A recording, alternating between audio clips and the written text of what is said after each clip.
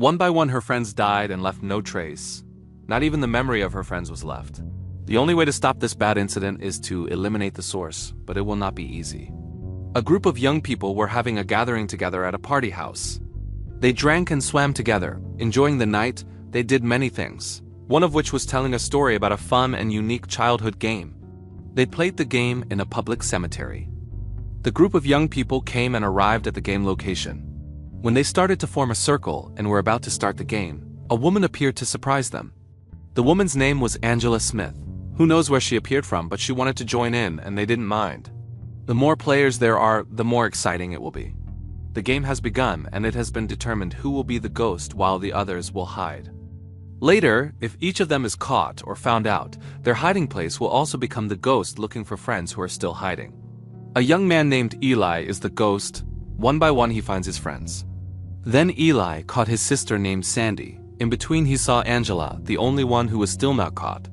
They scattered Eli to the left while Sandy chased Angela, until Angela stopped at the edge of a cliff while saying to Sandy, "Do you remember me?" Sandy still asked who Angela was. Then Angela threw herself until Sandy screamed.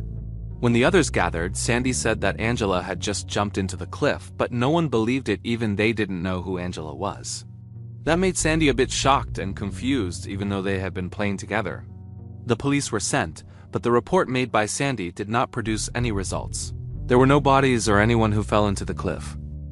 A sheriff named Mitzel felt that Sandy might just be hallucinating, even so he would report and contact Sandy if there were any developments.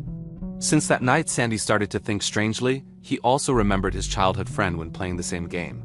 It had been a long time since they did it, but they had never been together again for some reason. One day their friend named Chad was with his girlfriend, but it seemed like they were angry and not getting along. Even the necklace that Chad gave to his girlfriend was thrown into the lake. Chad, who was upset, then left her alone there while the woman tried to retrieve the necklace she threw. As soon as she got the necklace, she saw in the distance there was a woman who needed help holding a life jacket. But when she approached, the woman suddenly disappeared. Because of fear, the woman went to land and saw the body of a woman in blue clothes, similar to those worn by Angela. The woman was pulled by her until she died there. That day they planned to go to the beach together. Chad was also seen bringing a new partner who was still in the same friendship, but he would follow and take his new partner to his workplace. Not long after, Jake was also there on his motorbike. On the other hand, there was a young man named TJ. He was also a friend of Sandy and the others. He would come to them, but before that he was assigned to guard the machine for a few minutes while waiting for his boss to return. At that time he experienced a strange incident at the factory, as if someone was there. TJ tried to call someone and asked him not to joke around in the factory. He saw a shaking hand, then a female ghost appeared, making TJ scared so that his hand went into a running machine. The ghost then put TJ's head into the machine until he died.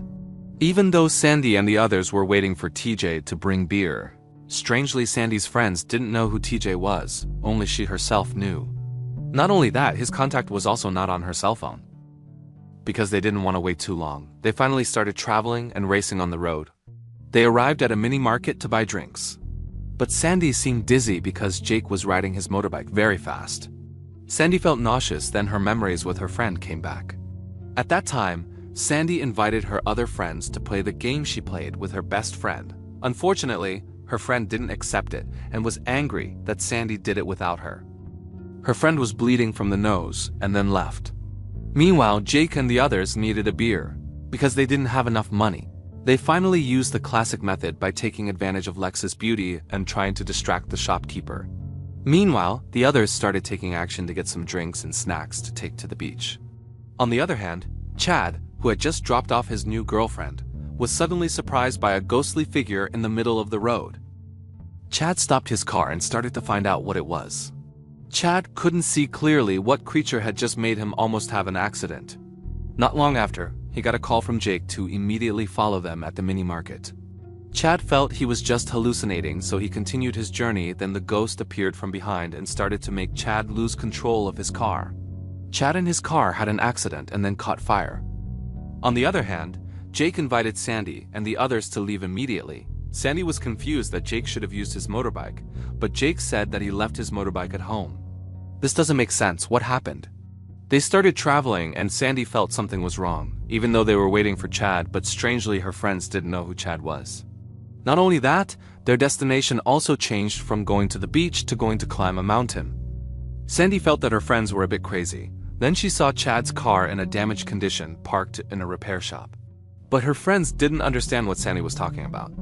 They seemed as if they didn't know their friends who had been killed by the ghost, and every time one of their friends died, the scenario changed. To convince her friends, Sandy went to the party house where they had gathered together. But the house seemed as if it had been abandoned for a long time, and many things were abandoned. At that time, Eli saw something like a human hand. When he took it, it turned out to be just a glove. Then suddenly his footing collapsed and he fell into the pool. Hannah helped him out. Meanwhile, Lex experienced a strange incident near the car. She saw the ghost figure until he ran scared and then got away from there and entered the forest. Meanwhile, Sandy and the others heard Lex's screams and tried to chase her into the forest. Lex fell into a big hole. She asked for help, but suddenly many ghost hands appeared and drowned her in a puddle of sand until she was sucked in. Sandy, who saw it, rushed to save her, but unfortunately it was in vain. Meanwhile, the others felt strange seeing Sandy scratching the sand with her hands. Sandy said that she tried to save Lex and the ghosts, but her friends did not know who Lex was. Now there were only 4 of them left. Sandy took them to the sheriff's office to ask for clarification about Angela's disappearance. But the sheriff acted rudely and said that Angela was in an old monastery. Sandy felt a little stressed by her friends, so they spent the night at a motel and then made Sandy fall asleep. While Eli and Hannah were swimming together, after finishing, Hannah came back first, but she saw the ghosts and hid in the generator room. Unfortunately, Hannah did not survive and was killed by the ghost. Then the scenario changed again. Sandy woke up from her sleep and was greeted by Jake. She got a call from Eli to come home immediately because Sandy had not come home for several days and was being searched by the police. Even so, Sandy invited Jake to go to the old monastery to meet Angela, who was mentioned by the sheriff. There they met the nurse guard. Then Sandy wanted to meet Angela. Unfortunately, Angela was not there. She was in the hospital. Sandy was invited into Angela's room. Since childhood, Angela has lived with them and other orphans. Sandy found some strange paintings made by Angela and began to realize that Angela was the source of this problem. So the ghost that attacked and killed her friends was Angela's ghost. At that time, Jake was the next victim. Sandy could not save him. Then the nurse changed and did not recognize Sandy. Not long after, Eli appeared and took Sandy away. Sandy explained what happened to her in the past few days. At first, Eli did not believe it, but he believed what Sandy said because she was his sister. So they used to play hide and seek together with Sandy's best friend, who is none other than Angela. Angela did not like the game involving other people, and only the 2 of them were allowed to be alone. Angela was sick. She had blood coming from her nose and then had a seizure because she hit the monastery door. Sandy and the others left him. Sandy and Eli went home, but they were already being waited for by the police. Sandy went berserk and was drugged. While in the hospital, Sandy was drugged again.